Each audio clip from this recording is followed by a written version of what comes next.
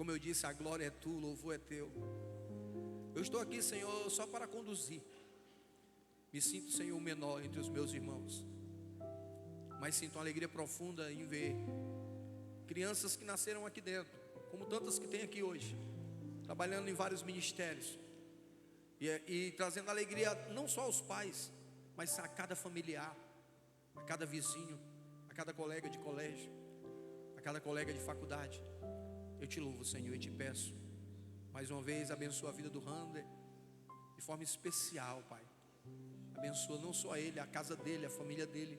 Abençoa o ministério dele, Pai, que tu está levantando. Managaçu de cará, ai de cobaçui de calabá.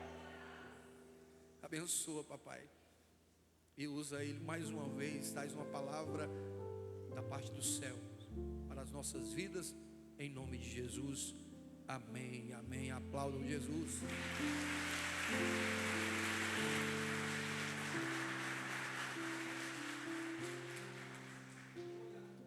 Amém.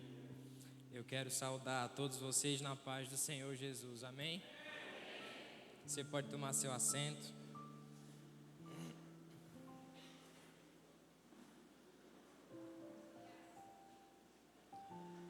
De fato, Deus tem sido bom. Deus tem sido bom para com essa igreja e Deus tem sido bom para com a minha vida.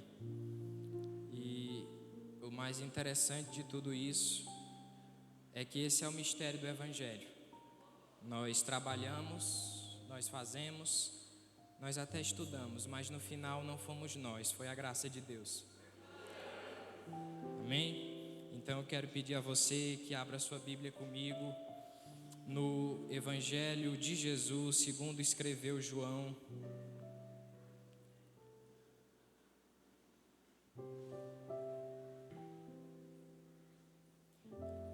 Evangelho segundo escreveu João, o capítulo de número 4.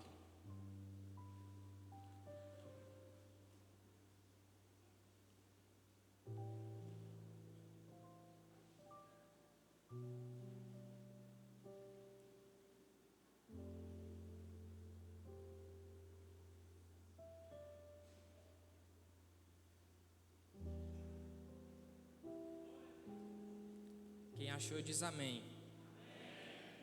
Amém. O Evangelho segundo escreveu João, capítulo de número 4. Nós vamos iniciar a leitura a partir do versículo 1. E diz assim a palavra do Senhor: E quando o Senhor entendeu que os fariseus tinham ouvido que Jesus fazia e batizava mais discípulos do que João, ainda que Jesus mesmo não batizava, mas os seus discípulos, deixou a Judeia e foi outra vez para a Galileia. E era-lhe necessário passar por Samaria. Foi, pois, a uma cidade de Samaria chamada Sicar, junto da herdade que Jacó tinha dado a seu filho José. E estava ali a fonte de Jacó. Jesus, pois, cansado do caminho, assentou-se assim junto da fonte. Era isto quase a hora sexta. Veio uma mulher de Samaria tirar água. Disse-lhe Jesus: Dá-me de beber. Porque os seus discípulos tinham ido à cidade comprar comida. Disse-lhe, pois, a mulher samaritana: Como, sendo tu judeu, me pedes de beber a mim, que sou mulher samaritana? Porque os judeus não se comunicam com os samaritanos. Jesus respondeu e disse: Se tu conheceras o dom de Deus e quem é o que te diz, dá-me de beber, tu lhe pedirias, e ele te daria água viva. Disse-lhe a mulher: Senhor, tu não tens com que atirar, e o poço é fundo. Onde, pois, tens a água viva? És tu maior do que o nosso pai Jacó, que nos deu o poço, bebendo ele próprio dele, e os seus filhos e o seu gado? Jesus respondeu e disse: Qualquer que beber desta água tornará a ter sede, mas aquele que beber da água que eu lhe der, nunca terá sede. Porque a água que eu lhe der se fará nele uma fonte de água que salte para a vida eterna. Disse-lhe a mulher: Senhor, dá-me dessa água, para que não mais tenha sede e não vem aqui tirá-la? Disse-lhe Jesus: vai, chama o teu marido e vem cá. A mulher respondeu e disse: não tenho marido. Disse-lhe Jesus: disseste bem, não tenho marido, porque tiveste 5 maridos, e o que agora tens não é o teu marido. Isto disseste com verdade. Disse-lhe a mulher: Senhor, vejo que és profeta. Nossos pais adoraram neste monte, e vós dizeis que é em Jerusalém o lugar onde se deve adorar. Disse-lhe Jesus: mulher, crê-me que a hora vem, em que nem neste monte, nem em Jerusalém adorareis o Pai. Vós adorais o que não sabeis, nós adoramos o que sabemos, porque a salvação vem dos judeus. Mas a hora vem, e agora é, em que os verdadeiros adoradores adorarão o Pai em espírito e em verdade, porque o Pai procura tais que assim o adorem. Deus é espírito, e importa que os que o adoram em espírito e em verdade. A mulher disse-lhe: eu sei que o Messias, que se chama o Cristo, vem. Quando ele vier, nos anunciará tudo. Jesus disse-lhe: eu sou, eu que falo contigo. Só até aí, amém?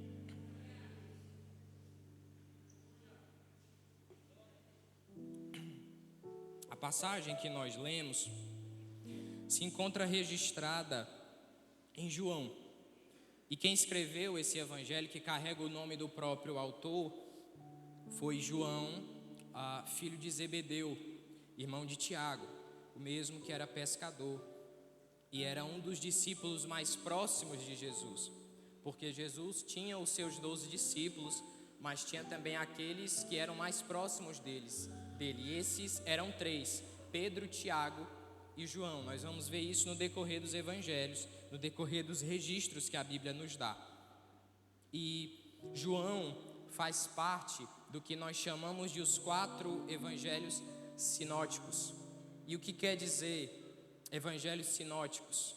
Mateus, Marcos, Lucas e João. Esses 4 evangelhos são sinóticos, que significa que todos eles retratam os mesmos acontecimentos, retratam a mesma coisa, só que de uma visão diferente. Cada um deles vai relatar os acontecimentos de forma pessoal, da sua visão. Entretanto, ainda assim, vão registrar o que eles viram, inspirados pelo Espírito Santo, certo? E o que difere é justamente a sua visão diferente, por isso que são sinóticos.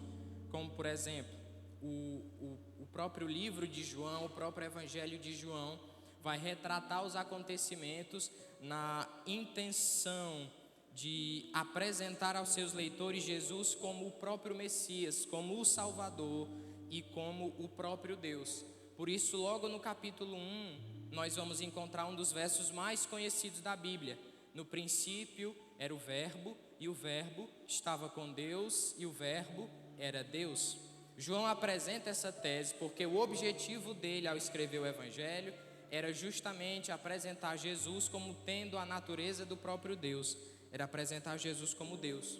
Já Mateus escreve na intenção de apresentar a natureza messiânica de Jesus para os judeus. João escreve para um público tanto judeu quanto não judeu.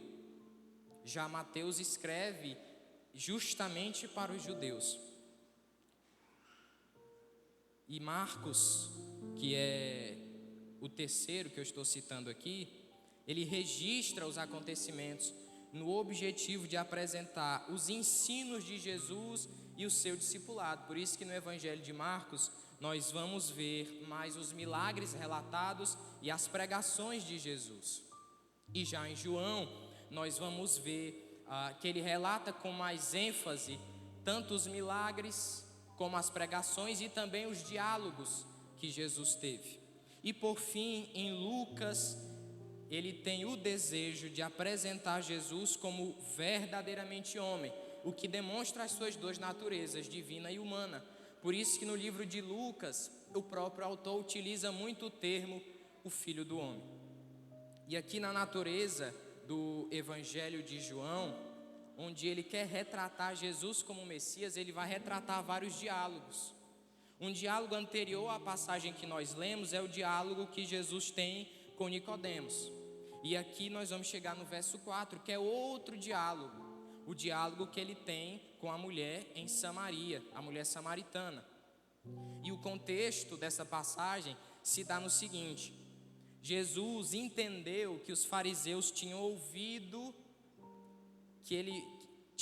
o que ele fazia, que ele realizava milagres por aquela região e batizava ainda mais discípulos do que o próprio João Batista. E o texto vai nos fazer uma menção, a notinha de rodapé, o versículo 2. Ainda que não era Jesus que batizava, mas os seus discípulos, mas eles batizavam em nome de Jesus.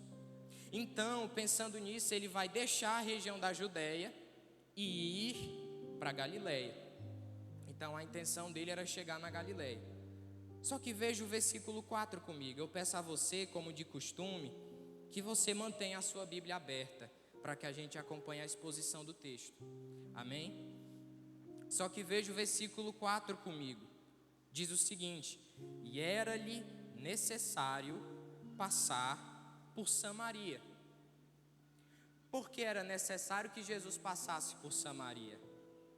Porque Samaria era a rota mais curta para chegar até a Galiléia, que era onde Jesus estava querendo chegar.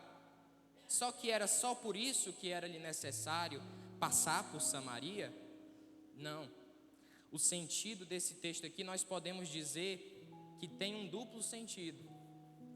Era-lhe necessário a Jesus passar por Samaria não só porque era a rota mais perto e a rota mais fácil, mas também porque naquele dia Jesus tinha um encontro marcado com alguém. No caso, ele tinha um encontro marcado com a mulher samaritana. Então era-lhe necessário passar em Samaria, porque Jesus já havia marcado um encontro com aquela mulher.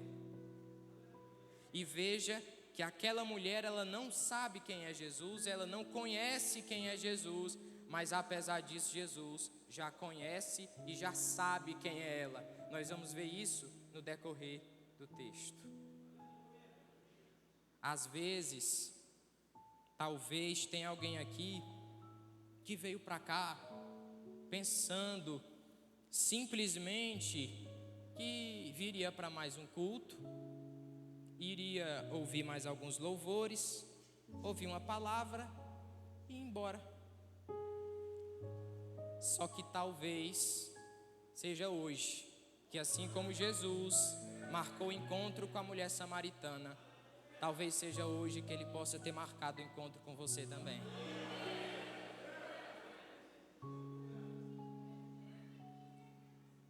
E veja, ele foi a uma cidade, o versículo 5, o versículo seguinte, ele foi a uma cidade de Samaria chamada Sicar, junto da herdade que Jacó tinha dado a seu filho José.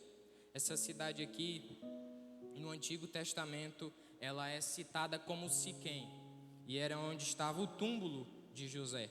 E lá havia o poço de Jacó.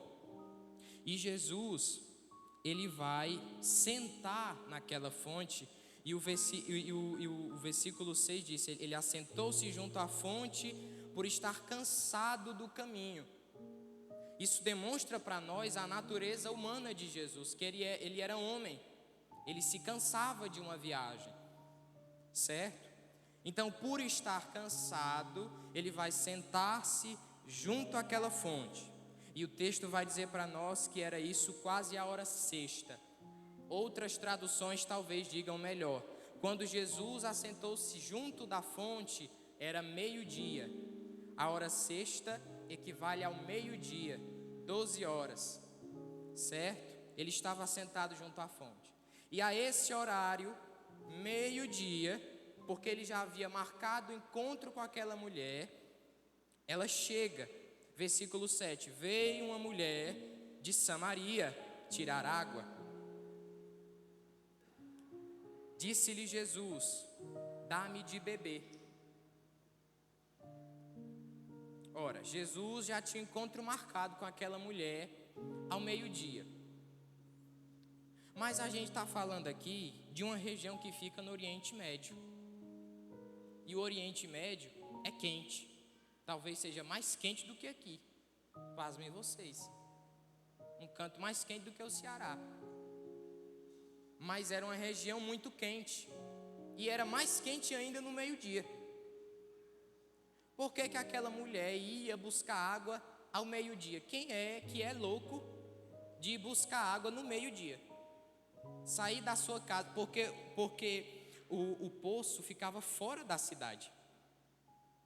Era afastado da cidade. Então a pessoa saía da sua casa ao meio-dia, debaixo do sol quente, para ir pegar água no poço. Não era mais fácil escolher um horário pela manhã ou à tarde, onde, vamos dizer na nossa linguagem, que o sol estaria mais frio, que o sol nunca esfria, mas a gente diz quando o sol estiver esfriando, né? Mas ele sempre está quente. Mas não era mais fácil? Mas aquela mulher, ela ia buscar água ao meio-dia, justamente porque era meio-dia. E ninguém ia buscar água a esse horário. Só ela ia buscar água naquele horário. Nós vamos ver mais na frente o porquê. E ela ia buscar água no poço de Jacó. Mas o poço de Jacó aqui tem uma representação simbólica. O poço de Jacó, a fonte do poço, a água que estava no poço, representam as fontes desse mundo. A mulher ia buscar água ali, naquele poço. E aí Jesus diz a ela: dá-me de beber. Olha a estratégia de Jesus. Ele começa pedindo um favor: dá-me de beber. Por quê? Porque os seus discípulos tinham ido à cidade comprar comida. Só estava ele e aquela mulher. E aí a mulher samaritana respondeu: como sendo tu judeu, me pedes de beber a mim, que sou mulher samaritana? E aí o texto explica porque os judeus não se comunicam com os samaritanos. Isso porque naquela época Israel já estava dividida em reino do norte e reino do sul. O reino do norte era Israel, com capital em Samaria. O reino do sul era Judá, com capital em Jerusalém. E Jesus era judeu, ele vinha de Jerusalém. E o povo do norte, a tribo do norte, com capital em Samaria, não era um povo, vamos dizer, puramente judeu, porque aquele povo tinha juntado linhagem, eles tinham se casado com gentios, com pessoas que não eram judeus, isso na época do cativeiro assírio. Então aquela linhagem, para os judeus de Jerusalém, a linhagem de Samaria ficou impura. E como eles prezavam muito pela questão da purificação, eles evitavam comunicar-se com os samaritanos, porque para eles os samaritanos eram impuros. Só que Jesus veio para quebrar qualquer regra e qualquer tradição. E quebrando a tradição judaica, ele fala com a mulher samaritana. E ela fica espantada por causa disso. E aí Jesus lhe respondeu: se tu conheceras o dom de Deus e quem é o que te diz, dá-me de beber, tu lhe pedirias e ele te daria água viva. O que é que Jesus está dizendo aqui? Ele está dizendo claramente que a mulher não sabe quem ele é ainda. A mulher não sabe quem ele é. Se ela soubesse, não era ele que ia pedir de beber, era ela. Porque o necessitado ali não era Jesus, o necessitado era a mulher samaritana. E como eu disse, pode ser hoje que Jesus marcou encontro com você, mas não é porque ele necessita de você, é porque você necessita dele. Por isso que ele pode ter marcado encontro com você hoje. O necessitado é você. Ele veio para suprir aquilo que você necessita.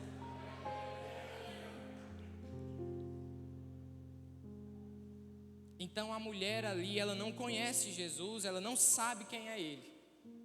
E Jesus disse: se tu soubesse, era tu que me pediria de beber. E Jesus, ele diz aqui: eu te daria água viva. Se você me pedisse, eu te daria água viva. Ela não entende. Assim como Nicodemos não entendeu quando Jesus disse que ele precisava nascer de novo. Tanto que ele pergunta: Senhor, como pode um homem já adulto voltar ao ventre de sua mãe e nascer de novo?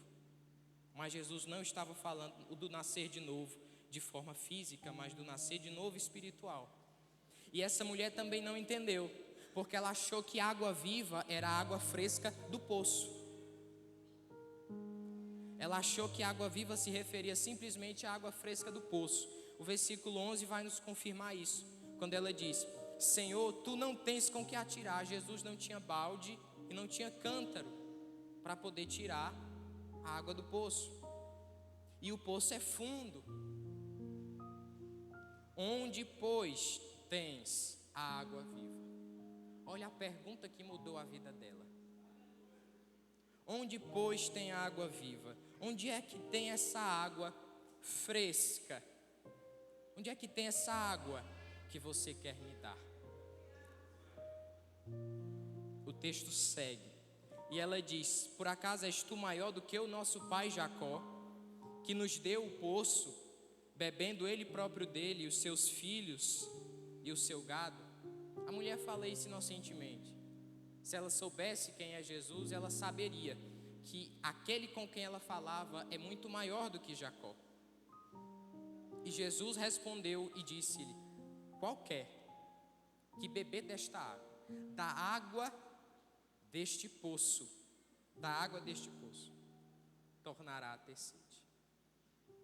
Você lembra que eu falei que o poço de Jacó representa as fontes desse mundo?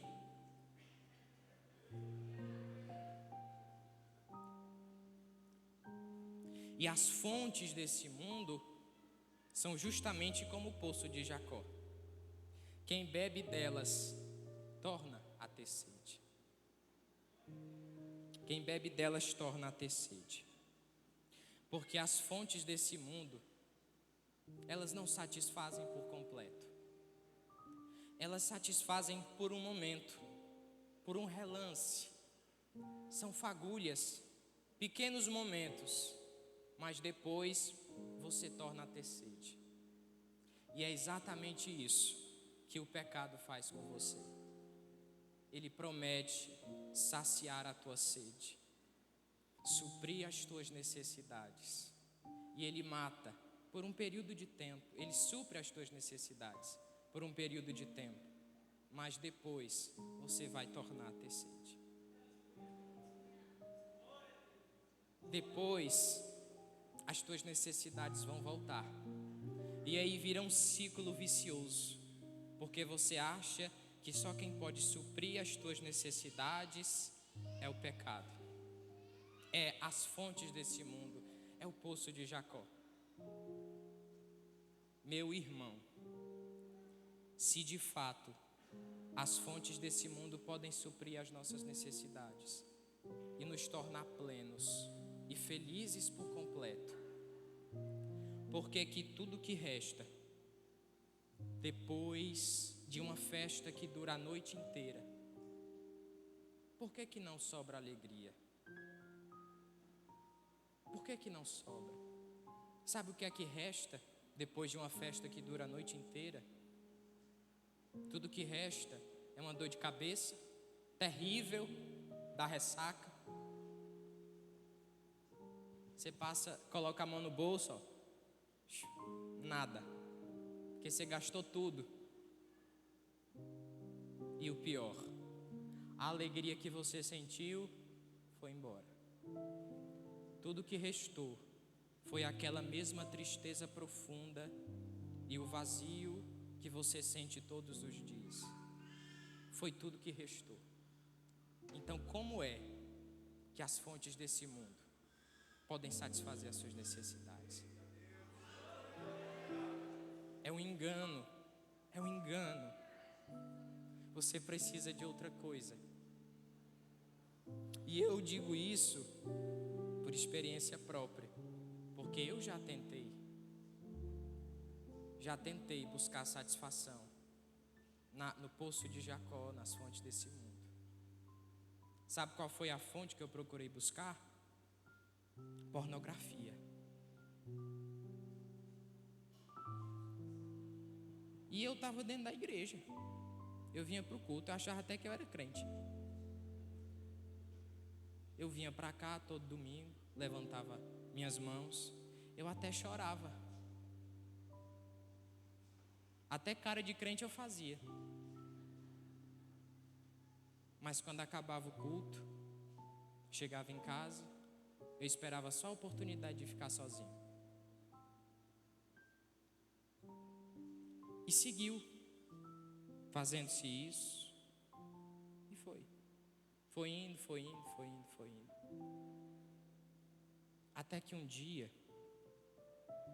eu parei, eu analisei e eu vi como era que eu me sentia.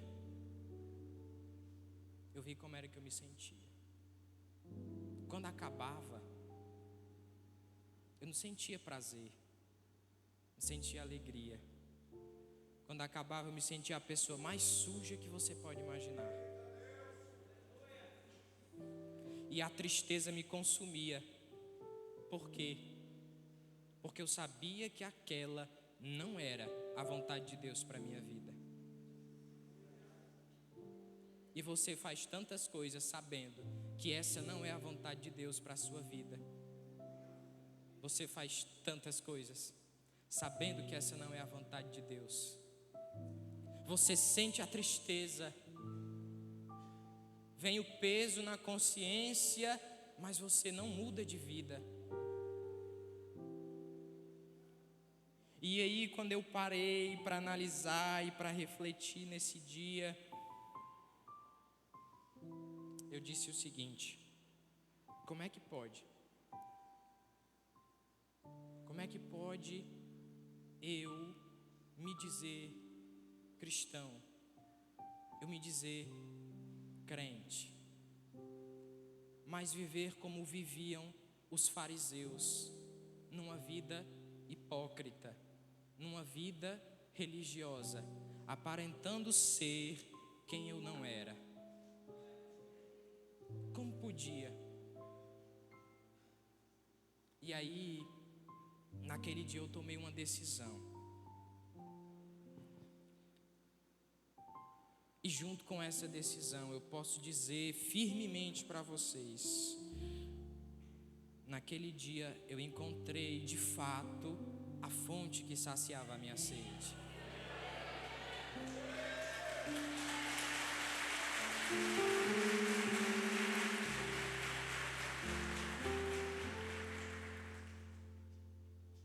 E eu orei naquele dia, tomei essa decisão e disse para Deus: porque há pecados que para vencer você precisa tomar uma decisão. Você pode orar o quanto quiser, mas se você não tomar a decisão, não vai para frente. Se você é viciado em pornografia, ore, mas além de orar, saia do celular, tire o computador do quarto, se afaste daquilo que lhe atrai para o mal. Fuja da aparência do mal. E eu posso dizer que quando eu orei naquele dia, a satisfação que eu busquei dia após dia, onde não deveria buscar, eu encontrei naquele dia. Eu senti o meu coração preenchido de uma forma que eu nunca senti antes na minha vida, e que eu sinto hoje. Sinto hoje quando eu choro na presença de Deus. Eu sinto essa satisfação que eu sinto agora, nesse momento em que eu falo com vocês, de ter meu coração preenchido, de ter minha alma satisfeita, de ter minha alma plena.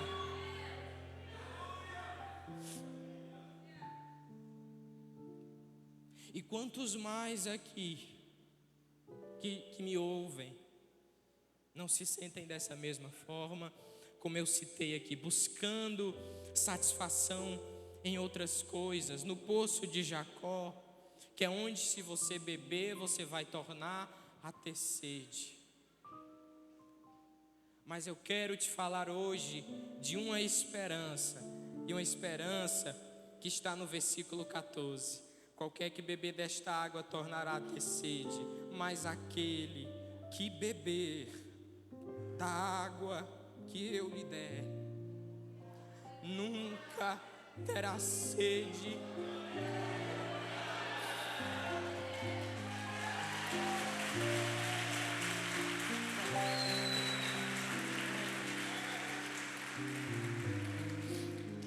Nunca terá sede, porque será totalmente preenchido. Há um vazio em você que as coisas desse mundo não preenchem. Há um espaço em você que os prazeres que esse mundo oferece não preenchem. E este vazio, este espaço, só pode ser preenchido por só pode ser preenchido por Deus. Você pergunta: o que é que falta na minha vida? Por que é que não muda? Por que é que está estagnado? Por que é que não vai para frente? É porque falta algo. Tem tudo na tua vida, você tem tudo. Você pergunta: o que é que falta? Eu tenho tudo, eu tenho o carro que eu queria ter, eu tenho a casa que eu queria ter, eu moro no bairro que eu queria morar, eu tenho o salário que eu queria ter, mas falta algo. E o que é que falta? Tu pode ter todas estas coisas, mas se não tiveres a Cristo, tu não tens nada. Nada. Mas tem gente que não tem um terço das coisas que tu tens, mas por terem a Cristo elas têm tudo. Quem beber da água que eu lhe der nunca terá sede. Por quê? Porque a água que eu lhe der se fará nele uma fonte de água que salte para a vida eterna. Quando você for preenchido, quando você tornar-se plenamente satisfeito, e você só vai ser satisfeito quando beber desta água, e você tem hoje a oportunidade de beber desta água. Não vai ser só um rio que vai fluir e purificar você, mas vai jorrar, saltar para a vida eterna, porque outras pessoas serão alcançadas. A água que jorra para a vida eterna é a presença do Espírito Santo na vida do crente. Essa é a água que jorra para a vida eterna e que Jesus fala aqui. E ele segue. E ela responde a Jesus: Senhor, dá-me dessa água, para que não mais tenha sede, e não venha aqui tirá-la. Olha só, a mulher ainda não tinha entendido que era Jesus. E ela ainda está pensando que a água que Jesus oferece é a água física que nós conhecemos, era a água como era a água do poço. Ela pensa que é essa água. E aí ela diz, talvez, imagino eu, com entusiasmo: dá-me de beber dessa água. Ela diz como sedenta, como alguém sedento, como alguém que precisa: dá-me de beber desta água. Dá-me de beber desta água, para que não venha aqui tirá-la. Veja que o motivo pelo qual ela pede de beber desta água é para que ela não tenha que voltar mais ao poço ao meio-dia para tirar a água, porque era muito sofrido, e de fato é sofrido, ter que sair da sua cidade, percorrer um longo caminho debaixo do sol, de um calor que não se pode nem talvez descrever, e pegar água e voltar debaixo desse mesmo calor. devia ser insuportável. Então, nessa expectativa de não ter mais que voltar ali, ela pede essa água. Sabe por quê? Porque buscar água nas fontes que este mundo oferece traz sofrimento, traz pesar. E você que já buscou, sabe que traz pesar, sabe que traz sofrimento. Porque você sofria, não sofria? Sofria por quê? Justamente pelo que eu falei. Porque você tinha tudo e ao mesmo tempo não tinha nada. Porque você ficava se perguntando: como que você possuía tudo que os seus olhos desejavam, mas ainda assim não era feliz? E isso te trazia sofrimento. E pode ter alguém aqui assim, nessa tarde, que se pergunta: por que eu tenho tudo, mas ainda assim eu não sou feliz? Por que eu tenho tudo, mas ainda assim eu não sou satisfeito, ainda assim eu não sou pleno? É porque você está procurando nas fontes erradas. A fonte que você tem que buscar não é a deste mundo, e não está neste mundo. A fonte a qual você tem que buscar. E onde é que está a fonte? Onde é que está a fonte? A fonte está aqui nessa tarde. A fonte está aqui nessa tarde. Aonde você deve buscar. E quando você beber dessa fonte, dessa água viva, eu te garanto, você nunca mais terá sede. Nunca mais. Quem é essa água viva? Essa água viva é Jesus. Ele é a solução. Ele é a questão. Ele é o centro de todas as coisas. E é só Ele que pode te salvar. É só Ele que pode te tirar desse lugar profundo em que você se encontra e que você quer sair, você deseja sair, porque você sabe que aí não é o seu lugar, mas você não encontra forças para sair de onde você está. Mas eu me sinto impulsionado a te dizer nessa tarde que há uma pessoa aqui que oferece para ti forças, que estende a mão, não importa o quão fundo você tenha caído, mas Ele te estende a mão e te arranca lá do fundo de onde você está. Basta uma coisa, basta você clamar por Ele. Todo aquele que invocar o nome do Senhor será salvo. Basta clamar por Ele. E disse-lhe Jesus: vai, chama o teu marido e vem cá. Agora Jesus vai expor a vida daquela mulher. Ele diz para ela chamar o marido dela. Só que ela vai responder: eu não tenho marido. Na intenção de encerrar o assunto. Ela vai dizer na intenção de encerrar o assunto: eu não tenho marido. Só que Jesus, com toda a mansidão, vai lá e diz: disseste bem, não tenho marido, porque tiveste 5 maridos, e o que agora tens não é teu marido. Isto disseste com verdade. Por que que aquela mulher ia buscar a água somente no meio-dia? Porque era o horário que ninguém ia buscar água, por ser meio-dia. E por que que ela ia buscar água no horário que ninguém ia? Porque aquela mulher não era bem vista pela sociedade. Ela era pecadora.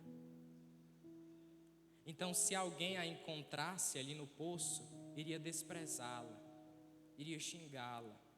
E para não passar por isso, ela ia no horário que ninguém ia. para que ela não fosse humilhada por ninguém, justamente pelo estado em que ela se encontrava.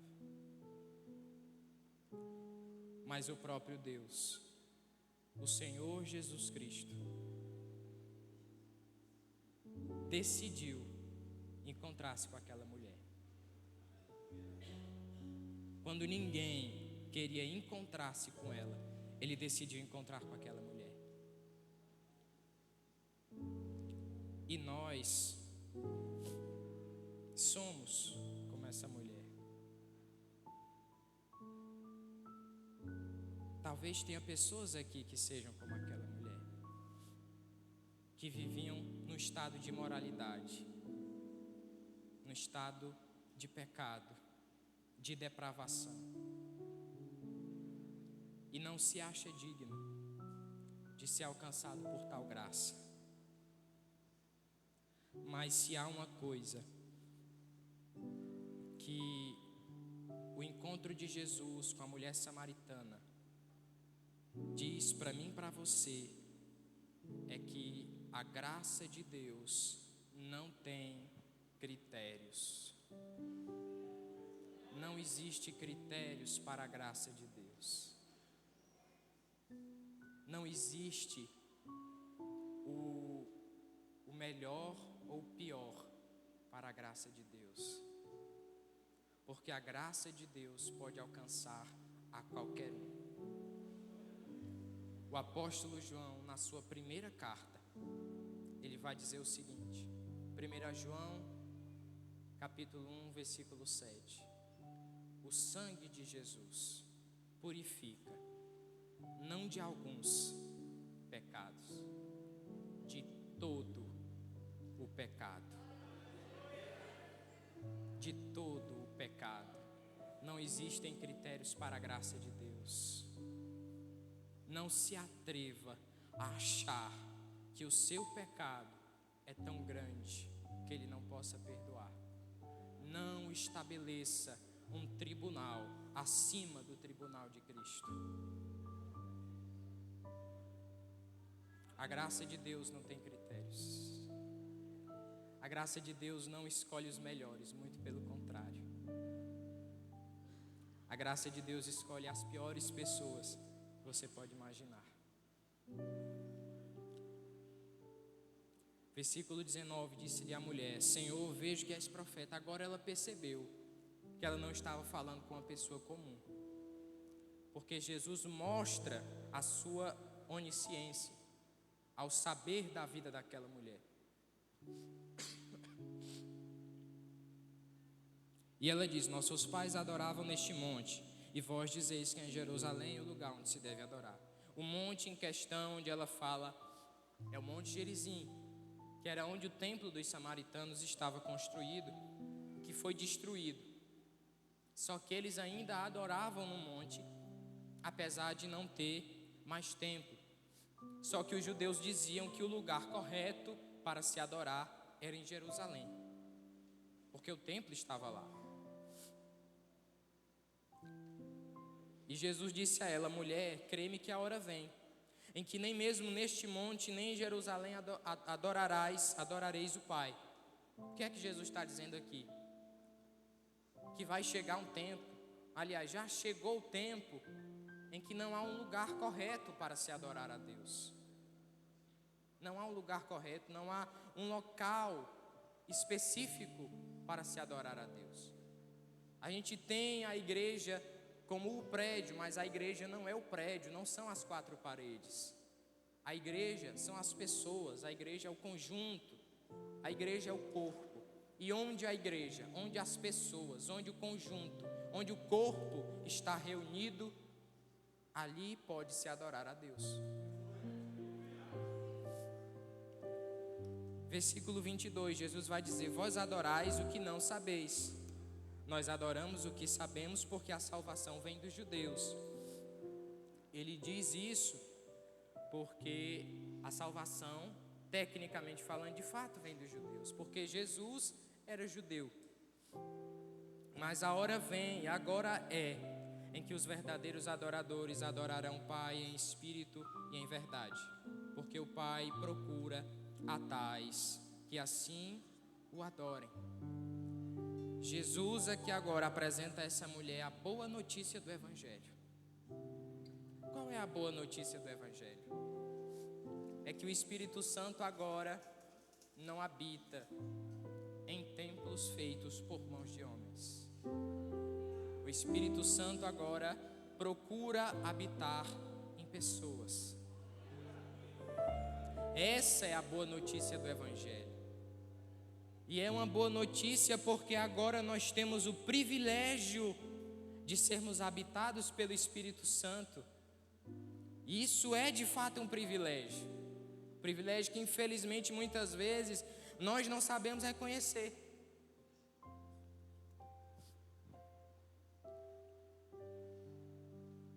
Deus é Espírito, verso 24, Deus é Espírito, e importa que os que o adoram, o adorem em Espírito e em verdade.